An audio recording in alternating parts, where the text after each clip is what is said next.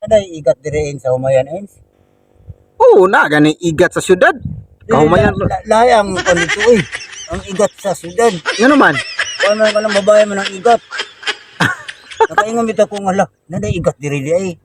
Gani nagay igat. Igat sa basakan. Lahi po ng igat sa syudad. Oo, sa syudad ba? Mano na ningalalay ko nga nya unsa man ang igat diri makao na.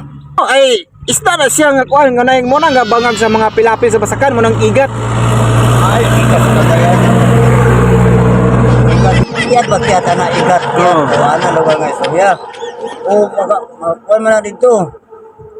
Kanang di man. Mo nang igat dito sa syudad. Oo, mo nang igat dito sa syudad. Dire ang igat dire igat sa basakan makaon na siya maluto na siya lami kina sa kaunon. Lami mangyapon to dito. O lami yung gininunog na kay kwarta. Yan. Dire, para ko kay kwarta. Kasudan ka man. May libre ko, di ba? Okay.